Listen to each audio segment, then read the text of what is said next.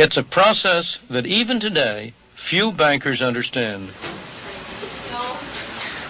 If you ask an individual banker whether he creates money, he'll look at you as if you're mad. Of course not. He'll say, I don't create money. All I do is I accept deposits from my customers. I put a little of that deposit in the vault as a reserve, and I lend the rest out. I don't create money. From the point of view of the economist, the situation is very different. As I've explained earlier, most of the deposits on the books of banks were put there by an accountant's pen.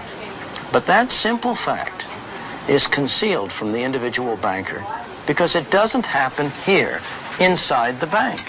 It happens as a result of the transactions between banks. As the men who ran the Federal Reserve knew very well, it happens when money loaned by one bank is deposited in another bank to be loaned out yet again. In the Depression, the process was working in reverse. The banks were destroying money. Nonetheless, the Federal Reserve let it happen. The end result was that by the time the whole sorry episode was over, by 1933, the quantity of money in the United States had gone down by a third. The slow throttling had turned into strangulation. For every $3 of currency and deposits that people had had in 1929, only $2 were left. For every 3 banks that were open in 1929, in 1933, only 2 were left. The terrible depression that followed was a direct result of bungling by the Federal Reserve System.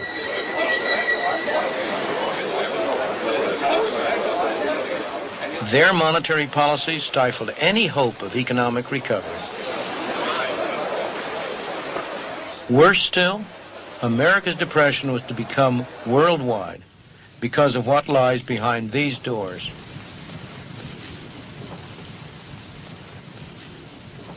This is the vault of the Federal Reserve Bank of New York. Inside is the largest hoard of gold in the world.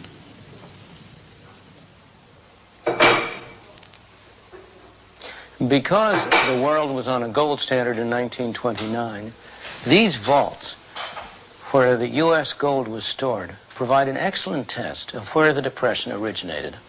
If the Depression had started in Europe or somewhere else in the world, the U.S. would have lost gold. More gold would have flown out of the country than came in.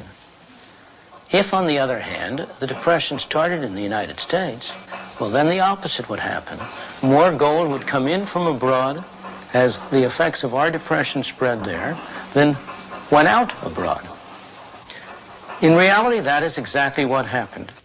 When the international money system was based on gold, the rules of the game were these. The gold in the United States was supposed to control the amount of money issued by the Federal Reserve.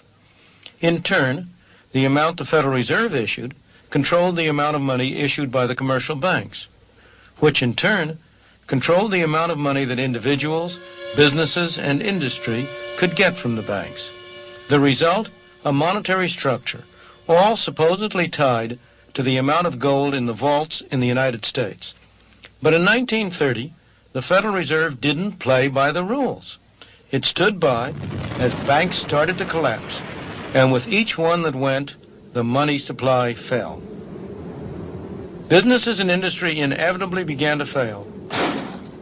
Americans, now poorer, bought less from abroad. Britain was one of the countries affected. Like the United States, Britain had its own monetary structure tied to gold. Enough. Under the rules of the gold standard, it had to pay the difference in gold. With every bar of gold that was shipped out of Britain, the amount of money decreased. A depression that was already underway in Britain got worse. British gold flowed into the United States, supposedly to form the foundation of a new slice of the monetary structure. But the Federal Reserve didn't let it. The gold was simply locked away. The results? Britain remained in trouble until in 1931 it went off the gold standard, cutting the link between the amount of gold and the amount of money. In the United States, suffering the worst depression in history, there was plenty of gold, but to no avail. Although these events happened almost 50 years ago, many of our policies today derive directly from them. Central bankers throughout the world, government officials everywhere, are afraid of a new Great Depression. They have therefore moved in the opposite direction. Instead of the problem of too little money, we are faced with the problem of too much money. The problems of inflation that plague us today trace directly from the problem of deflation that plagued us from 1929 to 1933.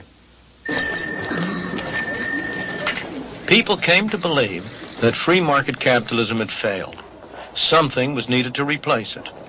At Cambridge University in England, a new orthodoxy emerged in the 30s, one that has remained powerful to this day.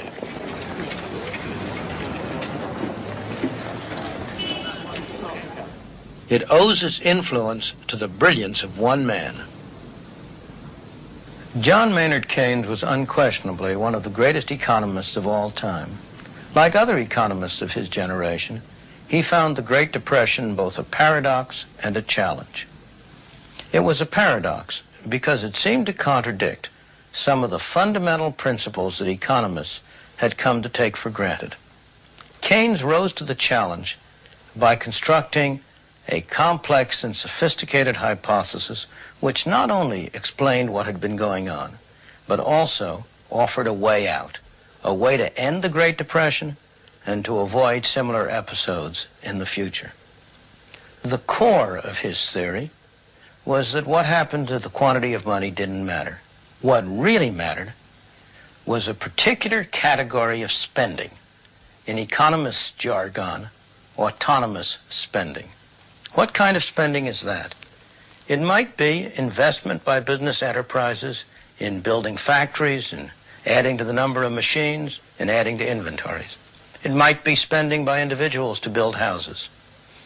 Or, most important of all, it might be deficit spending by government. If private spending on investment, on house building, was not enough to maintain full employment, then government could always step in and spend enough to make up the difference. The theory of pump priming was born. The theory was a godsend to politicians who had been grasping at any expedient. After all, throughout the ages, politicians have been only too willing to spend money, provided they didn't have to tax their citizens to pay for it. And here along came a scientific theory offered under the most responsible of auspices that justified what they had been wanting to do all along. Is it any wonder that government spending has exploded ever since, or that deficit spending, even without the excuse of war, and on a large scale, has become the order of the day? In America, the new Roosevelt administration adopted the Keynesian approach.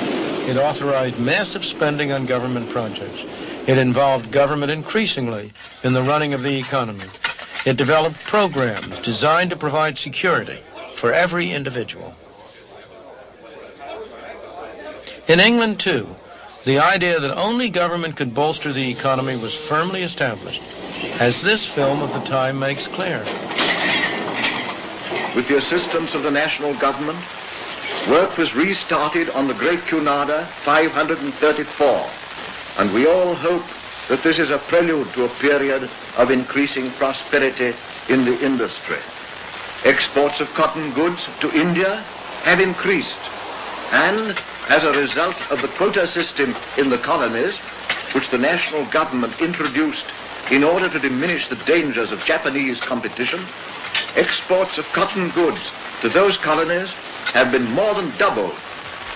One of the most important contributions which the national government has made towards the improvement of social conditions has been a housing campaign without parallel in our history. Though some of these measures may have been useful, and indeed needed during the Depression years, the lengths to which they have since been carried would have horrified Keynes. Keynes died in 1946. I have always regarded it as a tragedy that he did not live another decade. He was the one man who had the standing, the personality, the force of character to persuade his disciples not to carry too far some ideas which were good for the 1930s, but which did not apply in the post-war situation.